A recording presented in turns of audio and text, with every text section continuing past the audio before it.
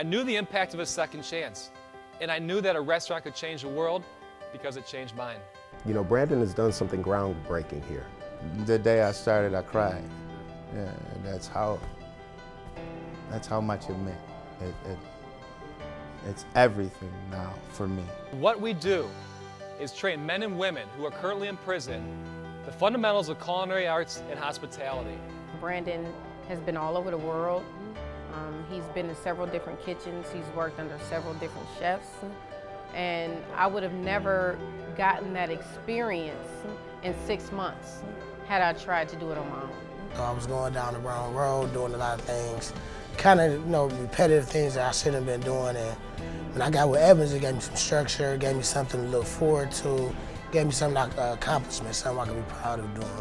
We're giving people a goal, and we're giving them guidance to complete a successful reentry and fulfill a big, critical gap in Cleveland's culinary restaurant scene. Brandon really taught me a lot, and Jordan, there's some great teachers here. This gives me the opportunity, shows me that I can make it even at the age of messed up world I was in. You know what I mean? It's better for me to step ahead than it is for me to run back and do the same thing that got me in trouble before. I was using cocaine. Now, I'm not very proud of it. It kind of took me over, but at the same time, I haven't touched it in 3 years. Part of the reason is this place, It gives me a sense of direction, sense of hope, gives me something to look forward to, something that I don't have to look saying there's nothing out there for me, but there is. It showed me the possibility that we could work together to bring change into society. Moving forward, no matter where I'm placed, I'll be able to take these experiences and amplify anything that I touch from now on. I've dedicated my life to this work, to this craft of culinary arts and hospitality. When I see a human being, I don't look at them and how to manage them. I look at how to manage their potential, take them to places they never thought possible. Through their mind and through their abilities, take it and let them fly.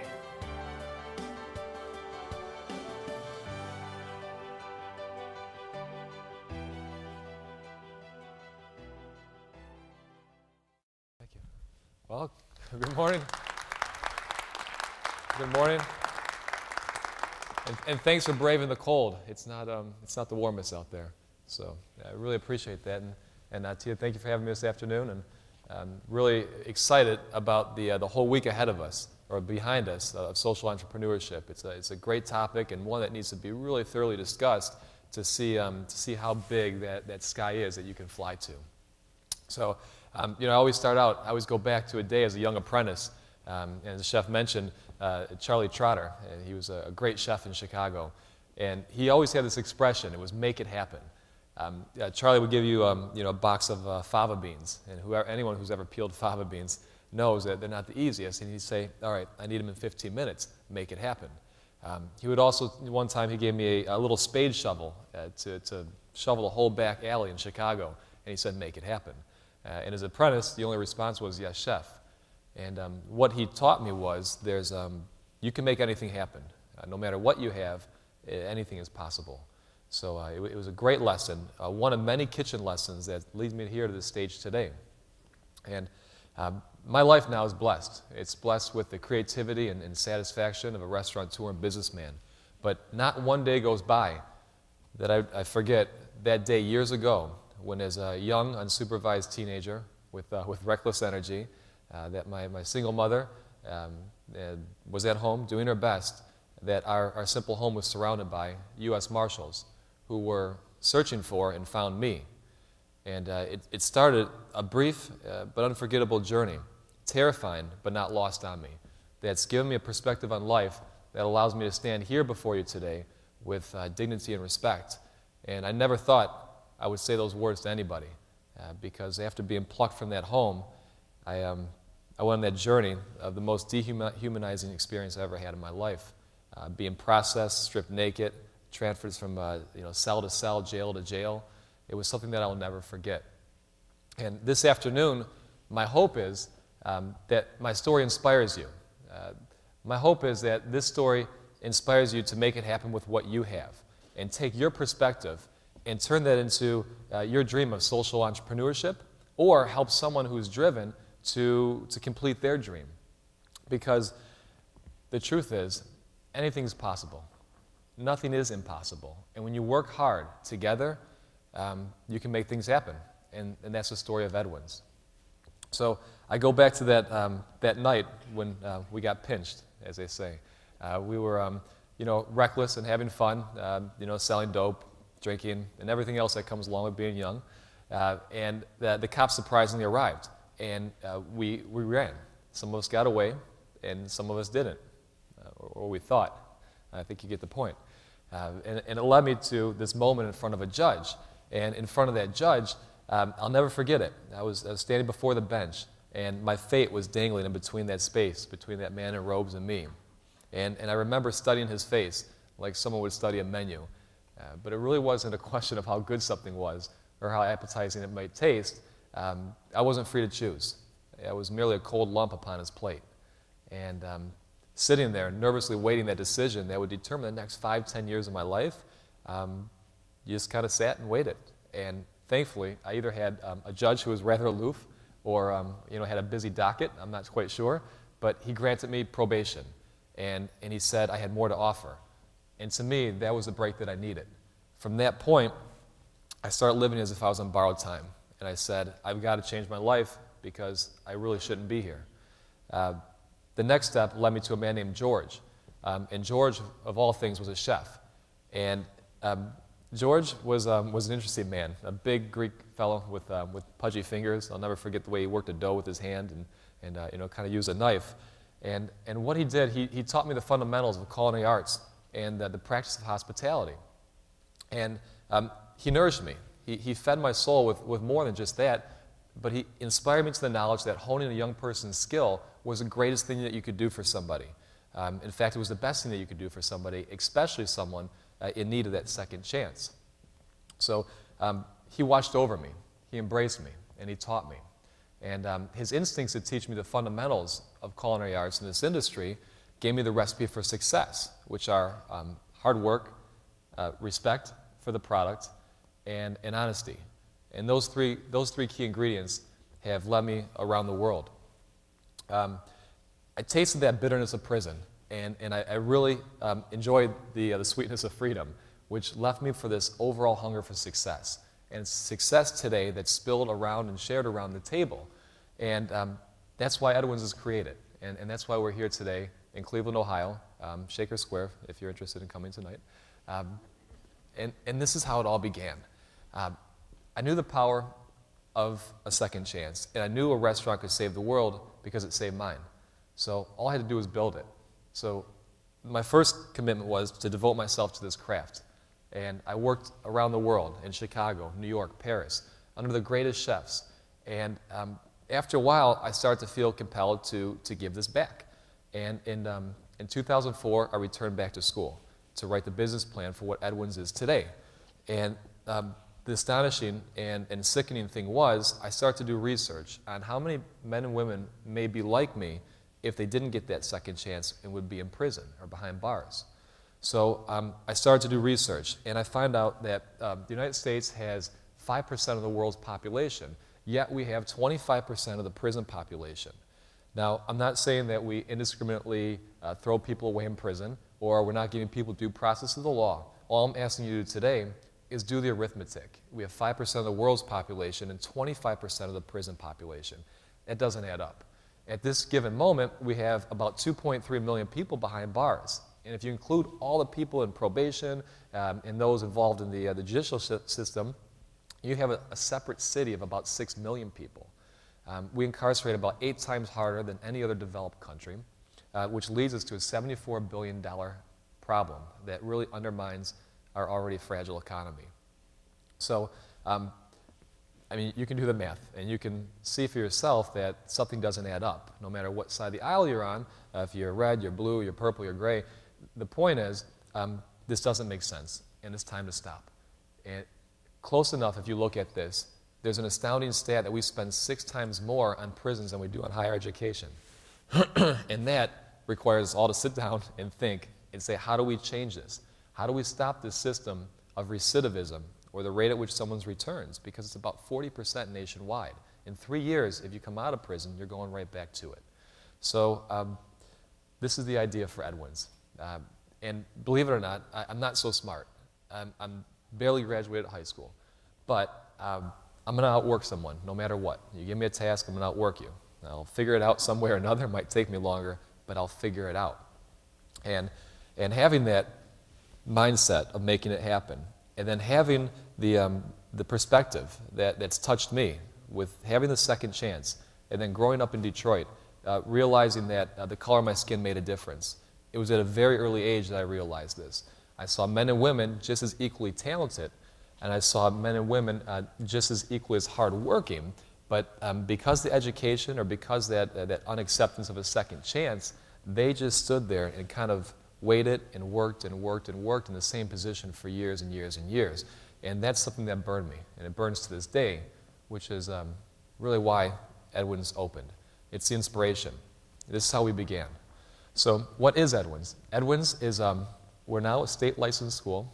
After all this work, today we've been granted our license for the state of Ohio to be an actual school. So that's exciting. And through a 6-month program, what we do is we take men and women who are in need of that second chance, and we run them through the business basics of the culinary business. We run them through every position. So you host, you bartend, you serve, you go in the kitchen and work every station. You work it at real speed, and you're required to do it at the highest level. So we're teaching to the top. And if there's a gap in between, we can fill that with the way we teach and the way that we're giving men and women an opportunity. So it's not just the part of working in a restaurant and getting the experience and also getting the knowledge from books and from great teachers and chefs. It's also the fact that they're part of a conversation.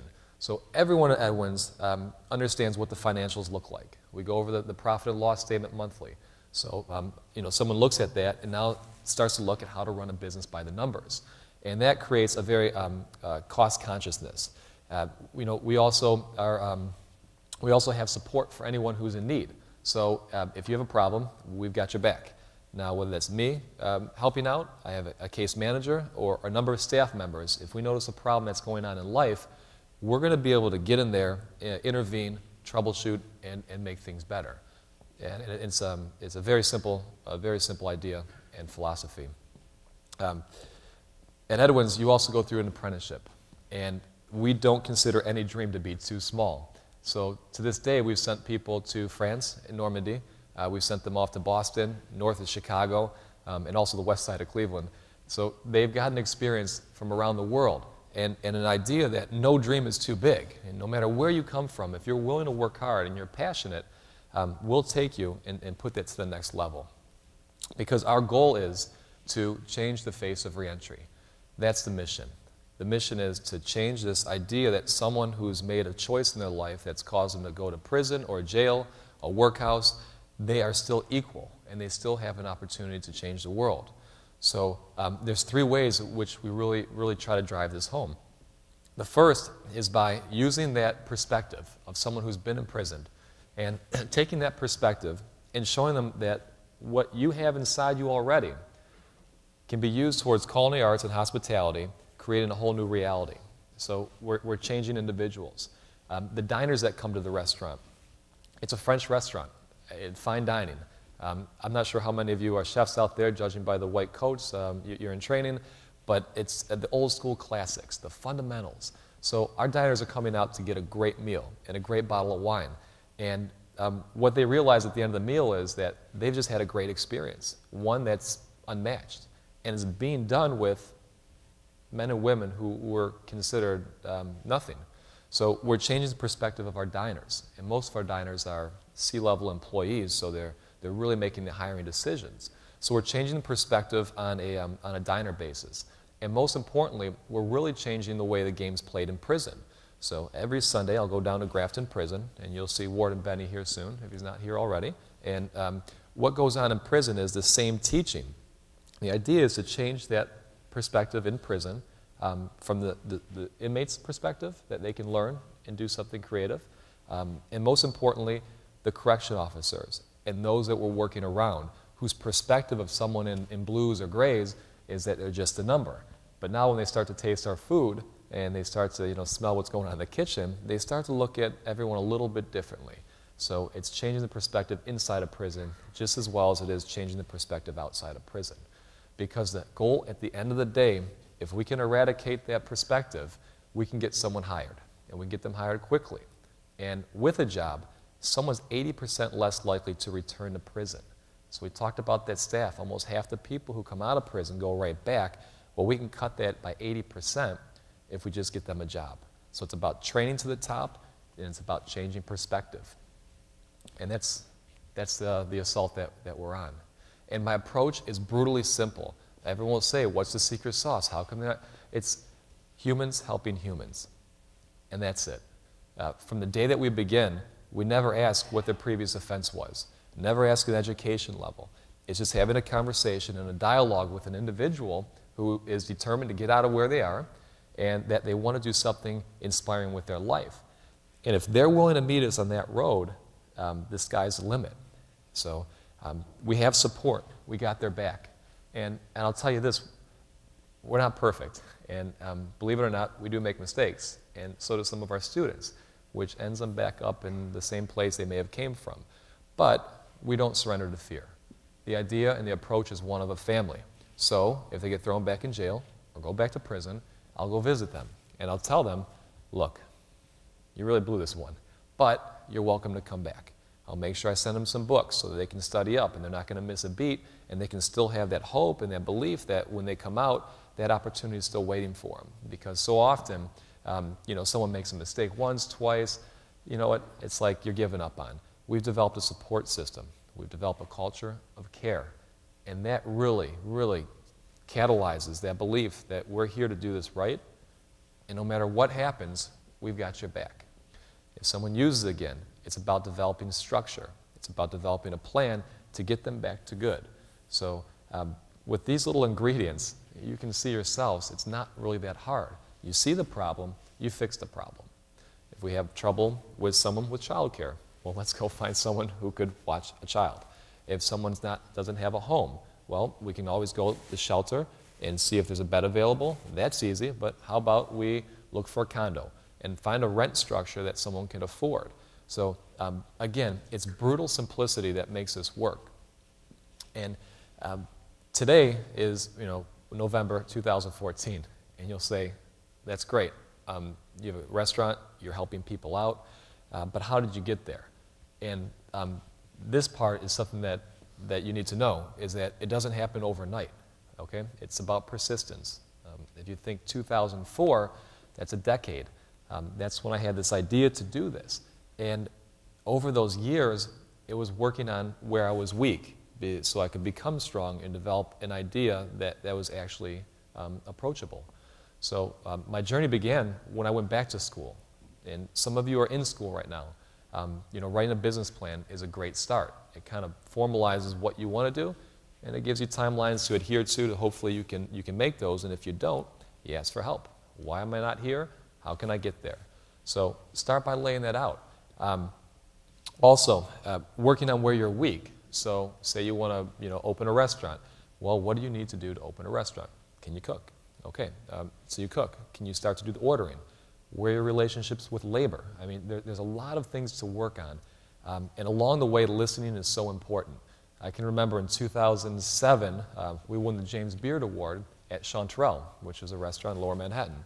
And we won the award, and there was an after party. Of course, we went to the after party. And there I met a man named Art Smith. He was tied in with Oprah at the time, and he had won a big award. And I said, Art, man, you're doing great things. How do I do this? And he said, you've got to invest in yourself. Number one, invest in yourself. Within 2 months, I had found an attorney and applied for our 501c3, a not-for-profit. So immediately, I listened. Also, I would watch this guy, Charlie Rose. Does anyone watch Charlie Rose here? No? That's it? Okay, no problem. You back there, you count too.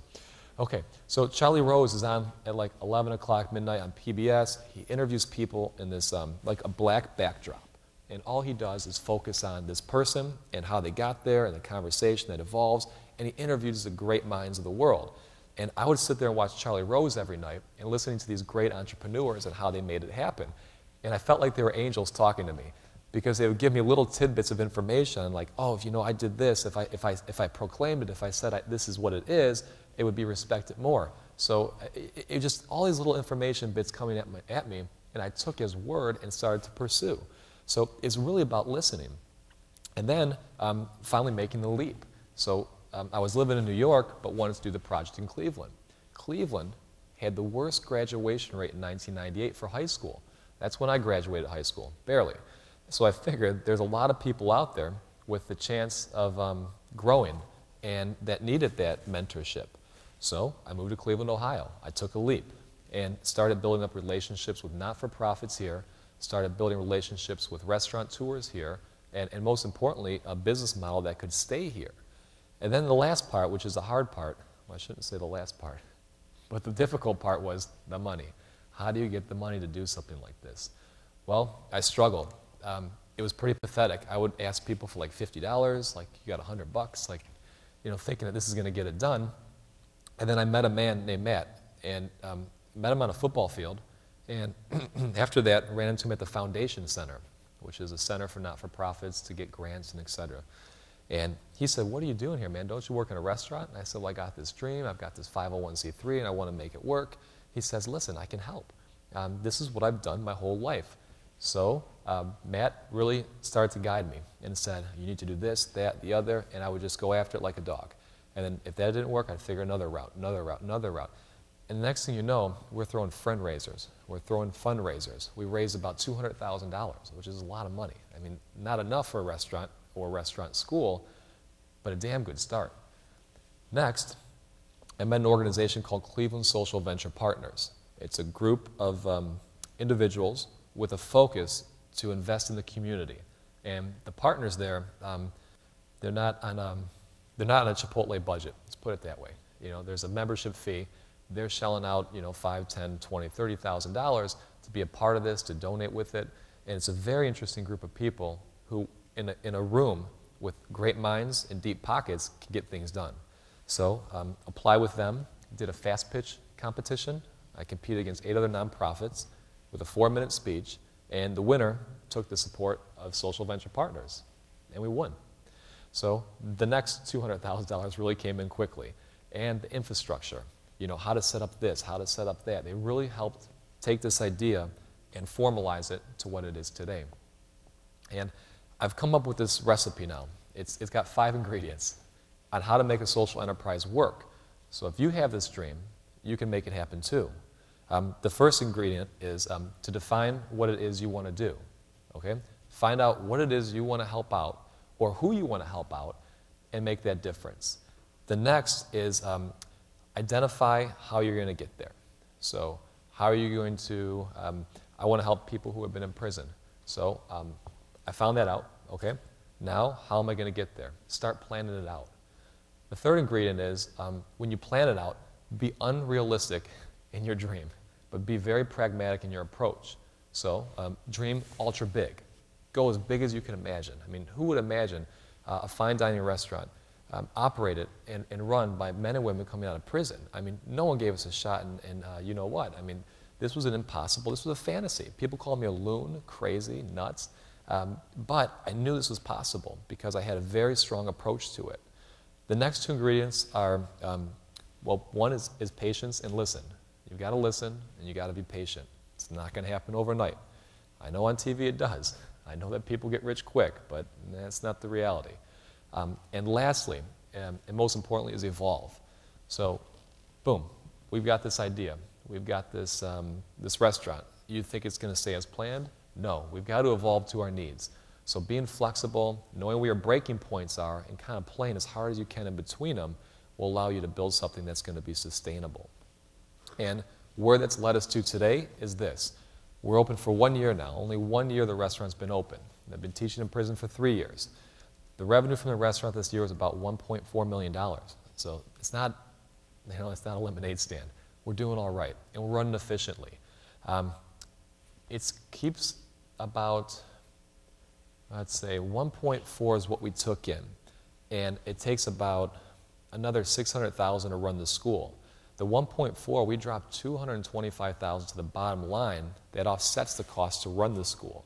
So with how we run the operation, offsets about 75 to 80% of the cost. Now, in a not-for-profit or any social enterprise, this is incredible. It's not perfect. I want to be 100%, but it still has us going out there, fundraising, and engaging the community. We've graduated 44 students. So over a year, 44 students have graduated. We have 30 students in the class right now. So in about a year and a quarter, we'll do about 70, 75 students. Now, of those 44 students, 41 are working. So that means they have jobs. They're sustaining the jobs, and they're learning.